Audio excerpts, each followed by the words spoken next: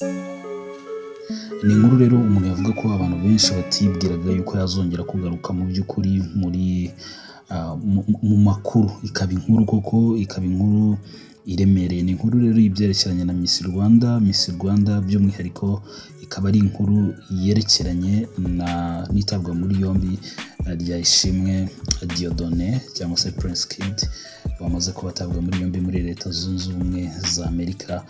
Ni ibintu rero umuntu yavuga ko mu by'ukuri bije bitunguranye. Nta muntu n'umwe ugize utekereza kuvuga ati hari umunsi wenda uzagera bigire gute bibe byaba ngombwa ko uyu mugabo yakongera kugezwa imbere y'inkiko. Ni ibintu rero umuntu yavuga ko abantu bakomeje kugarukaho, ariko by'umwihariko umuntu yavuga ko ni Miss Rwanda yanyuzemo abantu bagiye batandukanye, ndetse mu biganiro bimaze iminsi bitangwa n'abakobwa batandukanye bagiye banyura mu marushanwa y'ubwiza, bavuga ko hari ikintu nyine kibura mu myidagaduro, kibura mu ruganda rw'ubuhanzi, bagaragaza ko uretse kwegukana ikamba hari izindi nzira iri rushanwa ryaciraga abakobwa. Ariko nk'uko byatangajwe n'urwego rubishinzwe mu Rwanda, ibirebana n'amarushanwa y'ubwiza byarahagaritswe kugeza igihe kitazwi, hazaba wenda hamaze gushyirirwaho amabwiriza ajyanye n'imitegurire y'iri rushanwa ku butaka bw'u Rwanda. Ni irushanwa rero ryahagaritswe kubera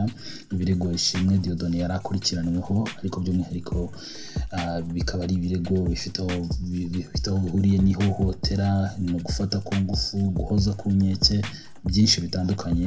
Bimwe muri byo rero yaranabihamijwe, haza kuza kuba akatirwa imyaka 5 kuko ngo bwari ubwa mbere bibaye ngombwa ko aba yafatwa akagezwa mu nkiko cyangwa se akagezwa mu butabera.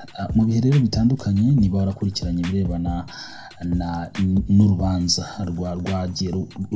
rwa Ishimwe Dieudonné cyangwa se urubanza rw'ibirebana n'ibi bijyanirana na Miss Rwanda, mu by'ukuri guhera muri 2022 wagiye ukomeza kumva amazina agenda agaruka, amazina arimo Miss Muheto wumvikanye cyangwa se byumvikanye amajwi ya Ishimwe Dieudonné, bivugwa ko mu by'ukuri ari amajwi yiwe arimo agerageza kuba yasaba cyangwa se yasaba ibyishimo. Happiness ni ijambo ryakomeje kugenda rigarukaho. Ishimwe Dieudonné cyangwa se umuyobozi wa Miss Rwanda yasabaga mu by'ukuri ko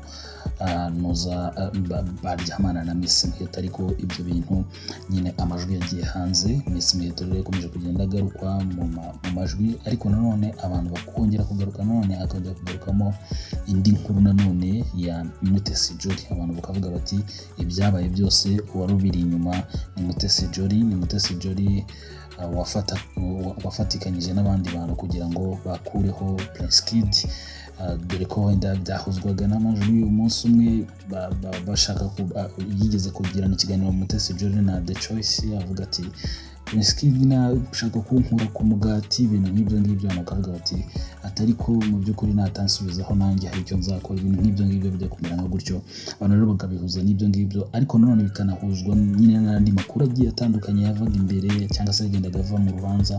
Abantu bagendaga bakomeza kugenda bahererekanya bavuga ko mu by'ukuri uyu mukobwa yifuzaga kugira ngo iri rushanwa rya Miss Rwanda ribe ryajya mu biganza byiwe, aba ari we ujya aritegura umunsi ku wundi. Mu by'ukuri rero ubu ngubu uyu mugabo Ishimwe Dieudonné, Prince Kid, yamaze kuba yongera kuba atabwa muri yombi. Itabwa muri yombi ryiwe rikaba ryabereye muri Leta Zunze Ubumwe za Amerika, aho yari asigaye atuye muri Texas, muri Dallas, mu gace ka Dallas, ariko noneho by'umwihariko mu gace ka Fort Worth.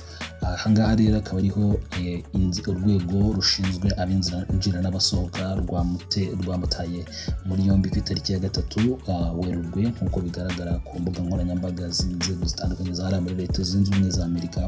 Ariko nk'uko binagaragara bikaba bitarakozwe byonyine n'urwo rwego, ahubwo amakuru akaba yaragizwemo uruhare nanone na Federal Bureau of Investigation cyangwa se FBI, ikigo kiri mu bigo byamamaye mu birebana n'ubutasi.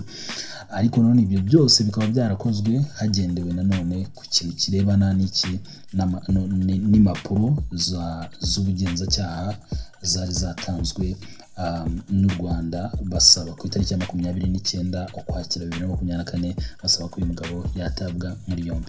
Ubwo rero ibi ngibi byabaga cyangwa se aya makuru yatangiraga guhwihwiswa hirya no hino mu binyamakuru bitandukanye n'imbuga nkoranyambaga. Mutesi Jolly yagiye kuri status yiwe nawe ashyiraho umurongo ushobora kuba wenda wanahuza n'iyo saga, cyane cyane ko yagiye akomeza kuyivugwamo cyangwa se yagiye akomeza kugaruka mu majwi. Ikindi akaba ari umwe mu bagore cyangwa se abari n'abategarugori baba activiste cyangwa se mbega baharanira byimbitse uburenganzira ndetse n'ibirebana uburenganzira bw'abari n'abategarugori, kare ko umuntu wenda ari ryo jambo ashobora kuba yakoresha. Uyu mukobwa rero yashyize ku rubuga rwiwe rwa Instagram ubutumwa bugira buti I know I will forever be the problem. Ati ndabizi neza ko iteka ryose nzahora ndi ikibazo cyangwa se nzahora mba ikibazo. Ati asobanura impamvu yumva ko iteka ryose azahora ari ikibazo. Ati because I don't let people manipulate me. Ati kuko ngewe ntajya ndeka abantu na bamwe bampindura ikigoryi cyangwa se bangira injiji and to do what they want. Ngo noneho bangire ikigoryi cyangwa se bangire injiji bakore ibyo bo bagize bate bishakira. Yavuze ati I know I will be forever be the problem. Ati ndabizi neza iteka ryose yo rwose nzahora ndi mba ikibazo cyose cyangwa nzahora ndi ikibazo. Ati kuko ngewe ntabwo njya nihanganira abantu bashobora kuba bangira injiji ngo bakore ibyo bagize bate bishakiye. Ibyo rero yabishyize hanze mu gihe abantu bose bari bamaze kuba by'ukuri amakuru atangira noneho kugenda ajya hanze, amakuru arambuye mu bihe bitandukanye. Rero Miss cyangwa se Mutesi Jolly yagiye nyine ahuzwa n'uru rubanza, ahuzwa n'ibi birebana na Miss Rwanda, dore ko atari uretse kuba wenda yarabaye nyampinga w'u Rwanda 2016 ariko nanone yabaye inshuro zitandukanye mu buyobozi cyangwa se ubuyobozi bwa Rwanda Inspiration Backup cyangwa se mu buyobozi bwa Miss Rwanda mu buryo buziguye n'ubutaziguye. Tuvuze nda mu buryo bugize bugaragarira amaso ya buri wese. Inshuro zitandukanye yagiye agaruka mu kanama nkemurampaka ka Miss Rwanda mu nguni zitandukanye, aho mu by'ukuri hari nko muri 2022 ubwo n'irushanwa rinaheruka kuba ubwo yari yakoreye i Rubavu. Yarebye aritegereza rwose, arongera arareba, arangije abwira umukobwa wanabaye Miss Rwanda uwo ni Muheto ati uri mwiza pe. Ni ijambo rero ryamamaye, abantu bavuga bati yabwiye umucontestant umwe ko ari mwiza pe. Rero uyu mukobwa cyangwa se uyu mwari mu by'ukuri mu bihe bitandukanye yagiye agaruka nyine mu majwi, abantu bavuga ko mu by'ukuri yaba afite aho ahuriye n'uru rubanza, afite aho ahuriye n'ibirego ndetse n'itabwa muri yombi rya Prince Kid. Ubwo rero nanone kuba yongeye gushyira hanze ubutumwa bumeze gutyo, ati mu by'ukuri iteka ryose ndabizi ko nzahora ndi ikibazo kuko ngiye sinjya nihanganira abangira injiji cyangwa bangira ikigoryi ngo bakore ibyo bishakiye. Ibyo nabyo bikaza bizeye mu gihe amakuru arimo acaracara ya Prince Kid. Ni ibintu umuntu ashobora kuba yahuza cyangwa se ashobora no gutekereza ko bishobora kuba bihuye, nubwo wenda ushobora kubitekereza usanga wenda bitanahuye, ariko ngubwo ubutumwa nawe yamaze kubatangaza muri ibi bihe. Abantu bakomeje kwibaza bati se Prince Kid bimeze bite? Urwego rero rwo muri Leta Zunze Ubumwe za Amerika rwavuze ko kandi urunguru rushinzwe abinjira n'abasohoka rwavuze ko mu by'ukuri kumutara muri yombi harimo kuba mu byo yatangaje yinjira mu butaka bwa Leta Zunze Ubumwe za Amerika bitari bihuye cyangwa bitari bifututse neza nk'uko byagombaga. Urumva wenda ntashobora kuba ataravuze ko hari ibyaha yarakurikiranyweho kuko ntiwabivuga ngo winjire.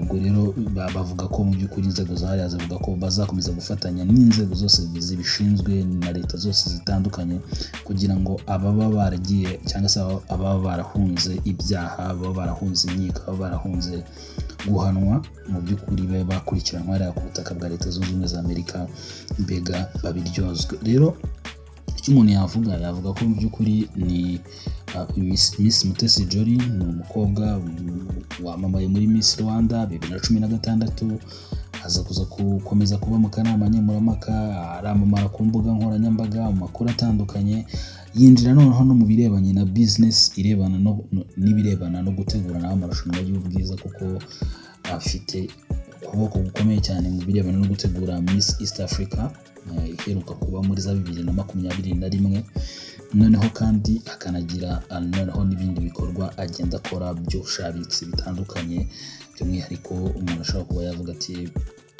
bitandukanye, ibindi bikorwa nabyo abamo bitandukanye, mu nama zitandukanye zikomeye za guverinoma barimo. Ni umukobwa nyine ukimenya bose. Noneho ikindi muri iyi minsi maze iminsi avugwa mu makuru yuko yaba akundana n'umwe mu bacuruzi b'imbunda cyangwa se mu bahirwe bahariya muri Tanzania witwa Rugumi.